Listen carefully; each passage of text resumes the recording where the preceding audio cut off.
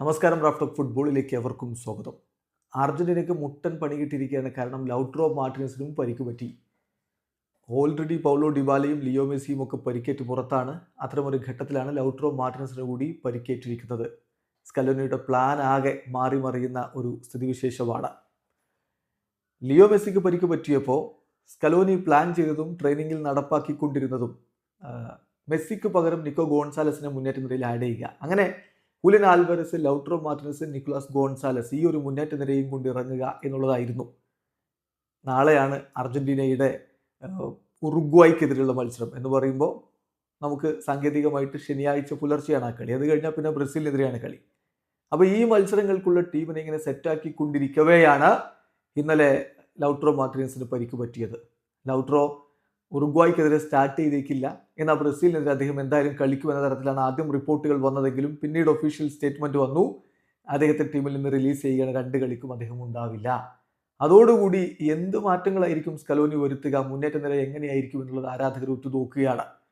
ഇപ്പോൾ ലൗട്രോ മാർട്ടിനസിന് കൂടി പരിക്ക് പറ്റിയപ്പോൾ ഈവൻ ടാക്ടിക്സിൽ പോലും, ഫോർമേഷൻ്റെ കാര്യത്തിൽ പോലും ഒരു മാറ്റി ചിന്തിക്കലിലേക്ക് സ്കലോനി കടക്കുന്നു എന്നാണ് ലഭ്യമാവുന്ന റിപ്പോർട്ടുകൾ. അദ്ദേഹത്തിന് അവൈലബിൾ ആയിട്ടുള്ള ഒരു പൊസിഷൻ എന്ന് പറയുന്നത്, ഒരു താരങ്ങളുടെ ലിസ്റ്റ് എന്ന് പറയുന്നത് നിക്കോ pass, Thiago Almeida, Giuliano Simeone, ഇവരിൽ ആരെങ്കിലും ഒരാളെ ലൗട്രോ മാർട്ടിനസിന് പകരം കളിപ്പിക്കുക എന്നുള്ളതാണ്. അങ്ങനെ വരുമ്പോൾ ആ മൂവർ സംഘം തന്നെ മുന്നേറ്റ നിരയിൽ. പക്ഷേ താരങ്ങൾ മാറി. ഇപ്പോൾ നോക്കുക, ഹുലിയൻ ആൽവാരസ്, നിക്കോ ഗോൺസാലസ്, ഒപ്പം ഹുലിയാനോ സിമിയോണി, ആ രൂപത്തിലൊക്കെയുള്ള ഒരു മാറ്റം വെച്ചുകൊണ്ട് 4-3-3 ഫോർമേഷൻ തന്നെ കളിപ്പിക്കാനുള്ള സാധ്യത ഒരു ഭാഗത്ത് കാണുമ്പോഴും ഇവൻ 4-4-2 അദ്ദേഹം പോയേക്കും എന്നുകൂടി ഇപ്പോൾ TYC സ്പോർട്സ് റിപ്പോർട്ട് ചെയ്യുന്നുണ്ട്. 4-4-2 ഒരു ഓപ്ഷനായിട്ട് അദ്ദേഹം കാണുന്നു.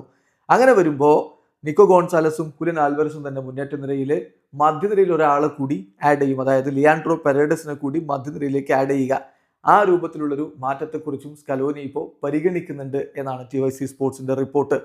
ഏതായാലും ഇപ്പോൾ കൂടുതൽ സാധ്യത കാണുന്ന അർജന്റീനയുടെ ലൈനപ്പ് ഇങ്ങനെയാണ്. ഗോൾ കീപ്പറായിട്ട് എമി മാർട്ടിനസ് ഉണ്ടാവും. ഡിഫൻസിൽ Nahuel Molina, Cristian Romero, Nicolas Otamendi, Nicolas Tagliafico എന്നിവരുണ്ടാകും. പിന്നെ മധ്യനിരയിലേക്ക് വരുമ്പോൾ റോദ്രിഗോ ഡീപോളും എൻസോ ഫെർണാണ്ടസും അലക്സിസ് മാക്കലിസ്റ്ററും തന്നെ.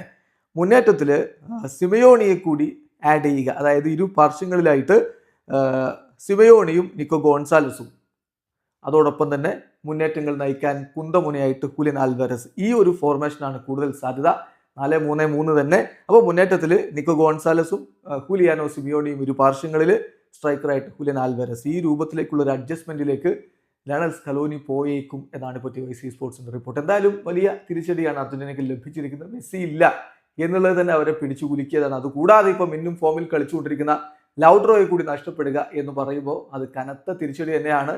പരിക്കിൽ വലയുകയാണ് അർജന്റീന. ഈ സെറ്റ് ബാക്കുകൾക്കിടയിലും ഒരു മികച്ച പ്രകടനം അവർ നടത്തുമെന്ന പ്രതീക്ഷയോടെ ആരാധകരെ കാത്തിരിക്കുകയാണ്. വീഡിയോ അവസാനിക്കുന്നു. ഫുട്ബോൾ ലോകത്തെ കൂടുതൽ വിശേഷങ്ങളുമായി റാഫ് ടോക്സ് വീണ്ടും എത്താം.